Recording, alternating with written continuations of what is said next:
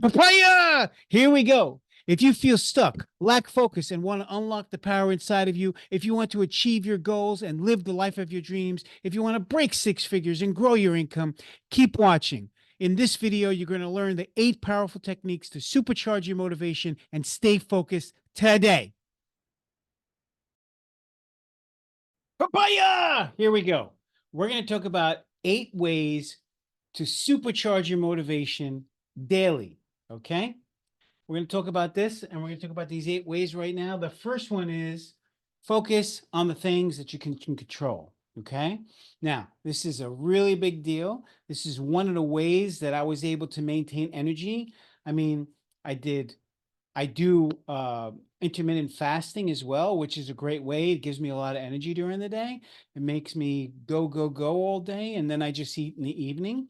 But the other thing that I do that I think is even more important than that, that gives me more energy, is the fact that I only focus on things I can control. Now, if you remember, I told you the foundation of all this has to do with having some spiritual principles, believing that there's a God, being able to have faith in your life, being able to believe that God don't make junk, to believe that you have a purpose, that this purpose that's inside of you, you feel it because it was God given, and you have God given talents that you have to give back to the world.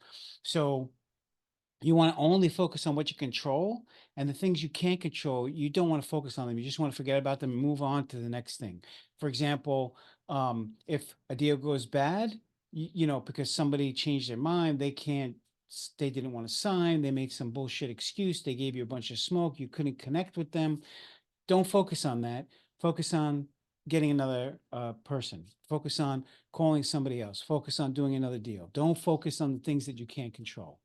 Other people, for example, that you work with, you can't control them, right? They maybe get on your nerves. So you just ignore them, go find a corner to work in. I mean, this is what I was notorious for many times when I worked with other people, was just going in my room, locking the door, in my office, or walking away on the other side of the building and going in some silent, quiet area and just working on my cell phone or something, because I don't want to be bothered.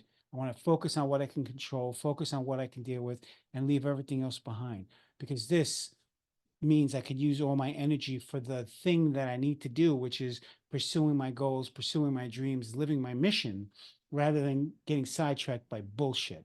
A lot of people in sales talk to me. A lot of people talk about that their number one challenge is focus.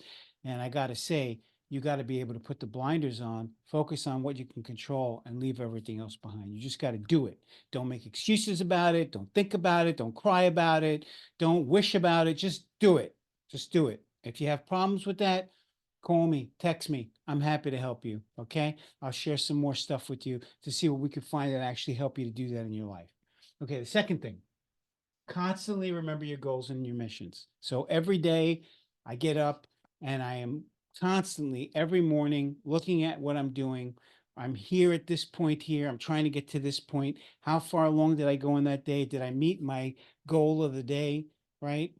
So I constantly look at that every day, and I constantly look at my mission every day and why I'm doing what I'm doing, why I reinvented myself, why I have to maintain whatever it is. If you're trying to lose weight, you got to keep focusing on whatever that end goal is, whatever it's going to feel like.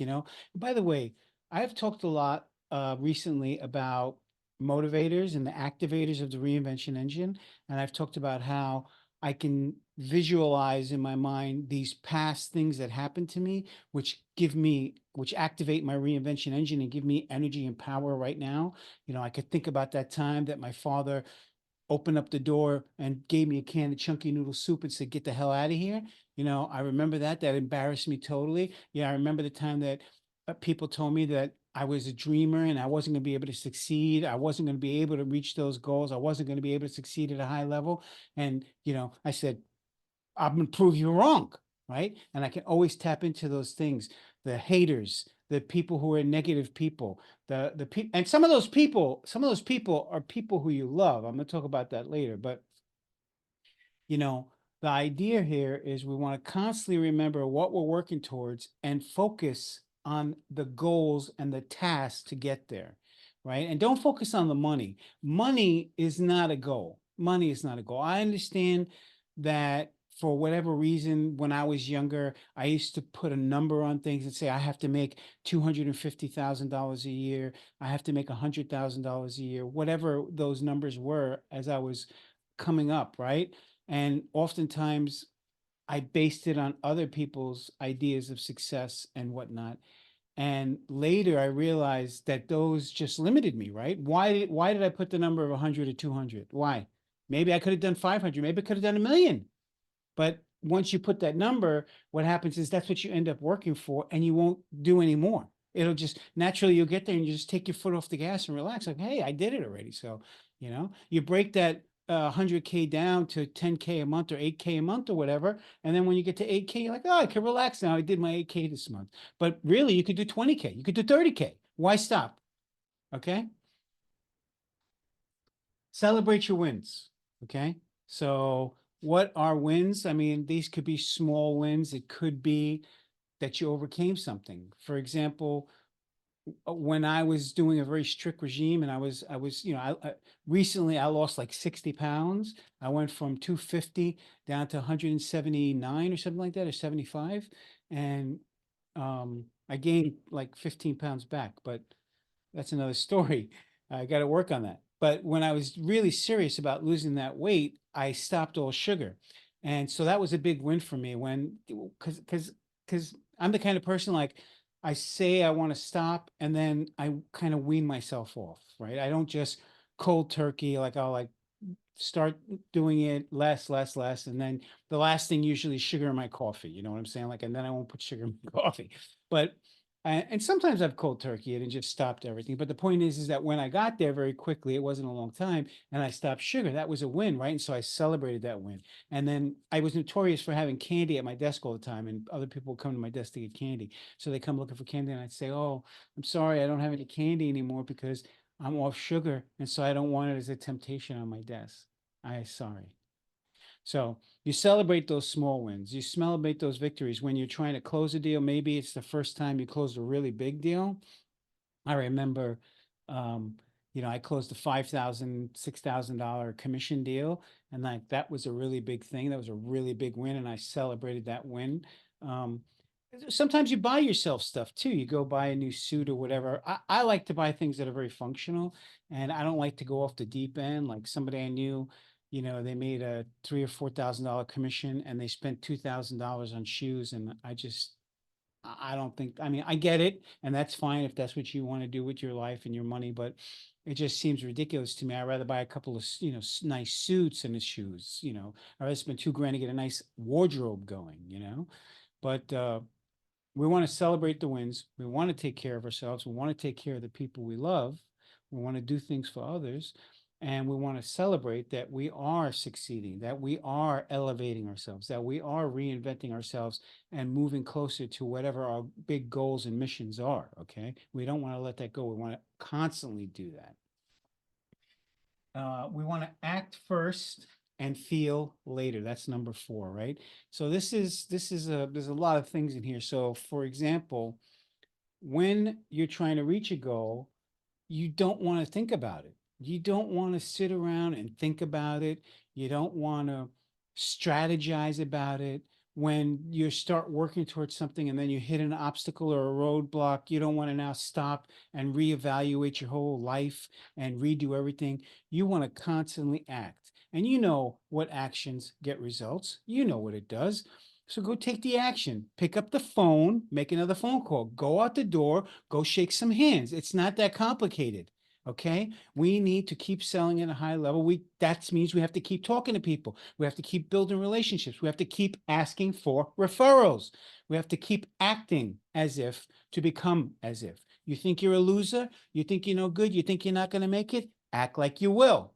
Act as if, become as if. Because every time you take those positive actions, it does something to you subconsciously and you start to change how you feel, right? Because remember, the paradigm is thoughts create feelings, feelings create the actions we take, and those actions create results. So the secret is your thoughts actually create your results. So the problem is you can't think yourself into a new way of feeling. You have to act yourself into a new way of thinking that then changes how you feel. So you want to act first and feel later. Don't worry about feelings. Just put them to the side, bro. It don't matter. Ladies and gentlemen, it's not about feeling and feelings, nothing more than feeling. No, it's about action. Take actions. Don't waste your energy on that shit. You want to feel? Hey, when you're home after work and you're sitting in bed, if you want to relive your day and feel a little bit about something that happened, say, gee, that was discouraging. So fucking what? Okay? We got to keep moving on here and we got to keep taking actions. Do do visualization exercise. That's number 5. Do visualization exercises. That's a mouthful. Why that's important? So well, one thing is, I don't know if you've heard of this idea of vision boards, dream boards, things like that. I've been doing that for a long time, but just putting a picture of this $4 million house you want to live in next to your bathroom mirror or on the dash of your car or as your screensaver is not enough. You actually have to visualize. And I just remembered I interrupted myself earlier because this ties into what I was saying earlier, right? So the idea is, yes, I can go back in the past and I could visualize those times that people told me I wasn't going to be successful, or when somebody slammed the door on me and said, "Get the fuck out of here, you're a piece of shit," whatever. I could, those defeats, those humiliations, those people who challenged me and said, "You'll never do it." They challenged me to do it. Those times that, remember, I told you I've competed against other people to motivate myself, and I've used competition. So there's many different ways, but you can go back and visualize those things. But there's also a very cool thing that I do, which is future proofing myself. So, in other words, we want to visualize what it's going to feel like for us, how it is going to feel being in the goal that you're going to receive. Okay. So, if, for example, your goal is to, like me, touch 1 million people's lives and help 1 million people to reinvent and succeed at the highest level and live their dreams, because most people die at 25 but don't get buried in the ground until, like, 80 years old, right? I want people to live the entire time. All right. I want people to live their dreams regardless of their age, regardless of them circumstances, regardless of where they came from. I think all of us have the seeds of greatness inside of us, and we were built for accomplishment, and we can do anything. So I want to help people to do that. So if I help 1 million people to do that, and I build a community of 1 million people who support each other and care about people, that's going to make me feel something. And I'm going to also reach some goals in all of that. That's also going to help me and my family, right? And so visualizing what it will feel like to have myself in that situation, reaching those goals, living that mission, those things accomplishing in my life, the people who I will be in my life at that time, and how that'll work, that's another way that I keep focused on moving forward, because you want what that future feels like, right? So we have to see ourselves. Sometimes they do the time machine, is sometimes what it's called, where you set a 3-year goal of where you're going to be in 3 years, for example, in your health, in your relationships, in your freedoms, the 4 freedoms. By the way, if anything I'm talking about, you want to know more information, please DM me or text me, call me. I'm happy to share with you the 4 freedoms, whatever. Additionally, I lost my train of thought again, but additionally, the idea is that we visualize what it's going to feel like in 3 years to have in the 4 domains of life: health, financial, career, time and money freedoms, and relationships. Where we're going to be in 3 years with that we're going to work on. And we just let ourselves sit in it and feel what that feels like to have accomplished that. Like, if you're in a dysfunctional relationship and you think it doesn't work and you need to get out, what is it going to feel like in 3 years to be in a new relationship with somebody that cares about you, that really supports you, that you have a real meaningful relationship with, that are two people working together and supporting each other in both your dreams in the future, right? What's that going to feel like? What is it going to feel like if you're in a relationship right now, but you have a rocky relationship, or you're not there for each other? What's it going to feel like in 3 years when the two of you really are there for each other and you're really helping each other and supporting each other in your dreams and goals? What's it going to feel like when you have the financial freedom or time freedom that you're looking for 3 years from now, or your improvements in your health, right? Or your improvements in your career, having a better career, or making more money, or having more status? What's that going to feel like for you? So you visualize yourself into the future and you feel that. And this is just another way that we stay focused every day on the mission, on the goal, what we're doing, because we're visualizing ourselves winning. Visualize yourself winning. Okay. Number six, break your goals into smaller goals. So, see, it's too big to try to eat an elephant, right? So you eat it in smaller bites.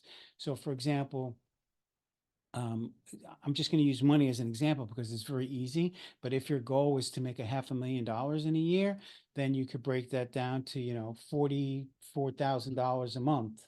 And then you break that down to $44,000 a month would be equaling, $12,000 a week or whatever, or $11,000 a week. And then $11,000 a week, you could break that down to how much per day.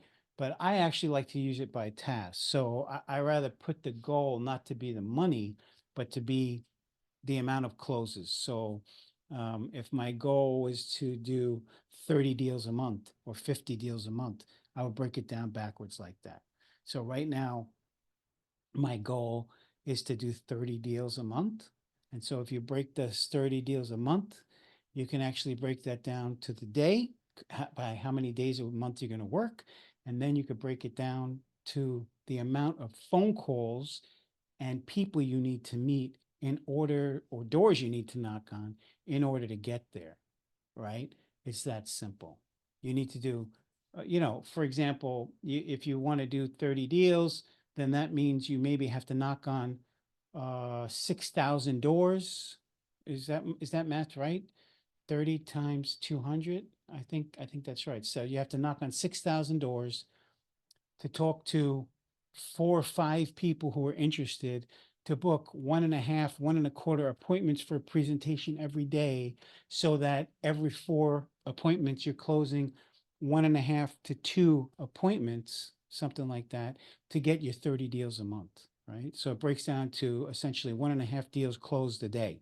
All right. So my math might be wrong because I don't have a marker, but you get the idea. Okay. But you break it all down into smaller goals so you can make it much more manageable for yourself. So you're only focusing on a smaller piece of the whole thing. Because if you focus on the small pieces every day and you have these small wins, it's going to add up to the big win, to the big thing. Next is you want to repeat affirmations daily. This is so important. So if you don't have affirmations, you're interested in some, contact me. I'll give you some really good affirmations that I use all the time. They need to be about you, and they're going to need to be about where you feel your fallacies are. Right. So let me take a side note here a second, because it's something I've been thinking about. I want to talk about. You see, what is difficult really about all of this, about being successful, about succeeding at the highest level and being great in your field and being a great salesperson and closing at the highest levels, having sales mastery? What is hard about it really is not the things that you think. Everybody thinks there's some secret sauce, some secret recipe. There's no freaking secret. Okay. It all has to do with focusing your energy and attention, focusing your energy and your attention, and really having the right priorities, so that when you're at work, you understand that you work for yourself.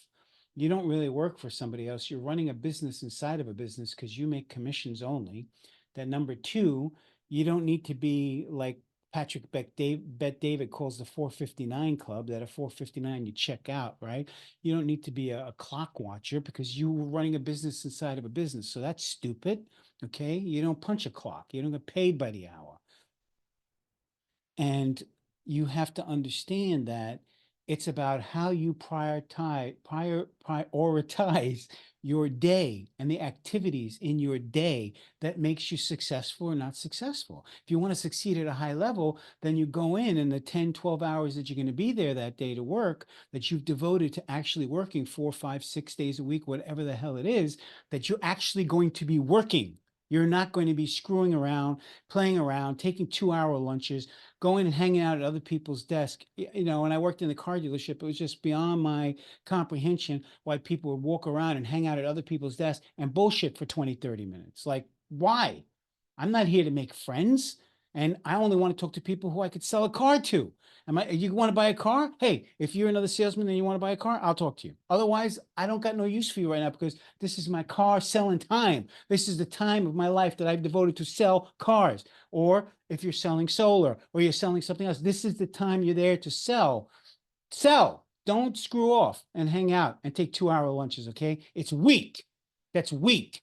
So that's one thing, is you have to stay highly focused and engaged and leave all the bullshit behind.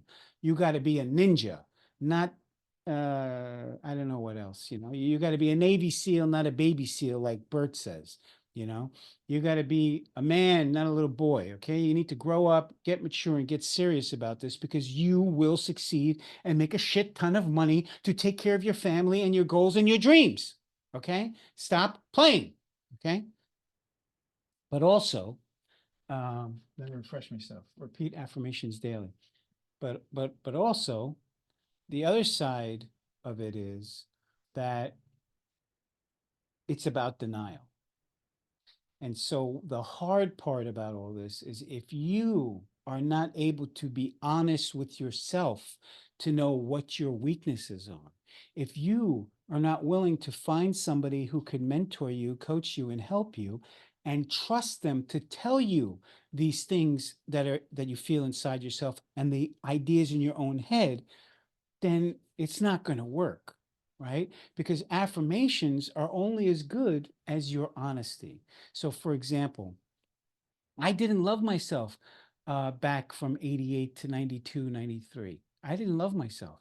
And I had to do affirmations to learn how to do that, to take that action. Remember, again, it's all about actions. It's not about feeling. You don't wait to fall in love with yourself. You don't wait to take care of yourself. You start taking actions to love yourself. You start taking actions to take care of yourself, right? So one of the actions is affirmations. And so you're looking in the mirror and telling yourself, I am confident. I am a winner. I love myself. I care about other people. I am a good person.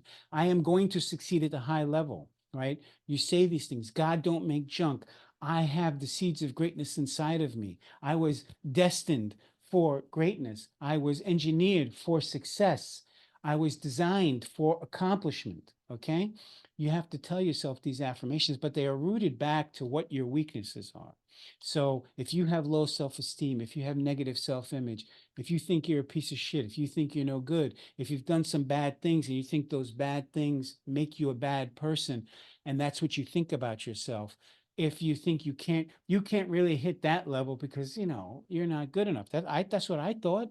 I thought I wasn't good enough. I thought I should just be happy with the little I have and don't try to reach any higher. As a matter of fact, there's a lot of studies that show the way that we're raised and the families that we grow up in. There's a lot of societal, cultural, and family norms that actually stop us from thinking that we could be highly successful in life, that create scarcity mindset. Okay.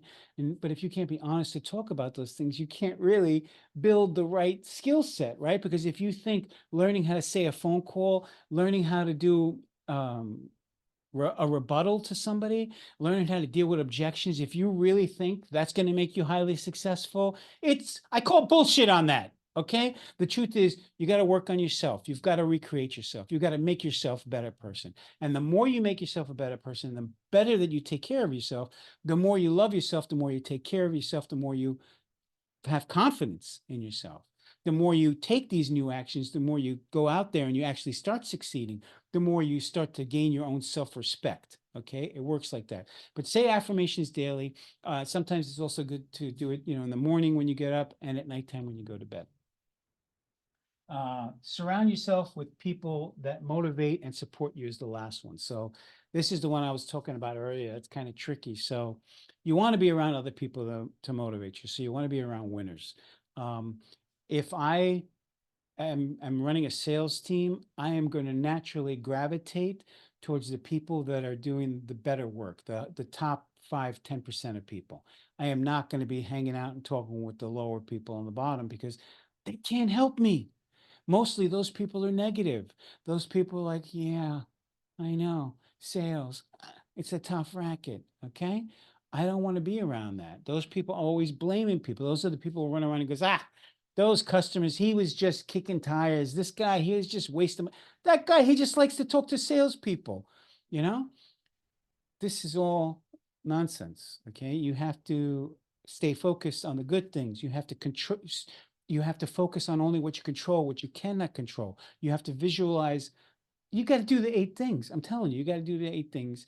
And you really have to find somebody to talk to and open your mouth and share those things inside of you. Believe me, if I didn't take the time in the 90s to share about my thoughts and my ideas I had about myself, about what was holding me back, about my self esteem, my low self worth, about how I really didn't love myself, about how I thought deep down I was really a bad person, that I was morally something wrong with me morally, you know, because of, my drug addiction and stuff like that. So if I didn't talk about those things, I would have never been able to overcome them. If it, here's another thing.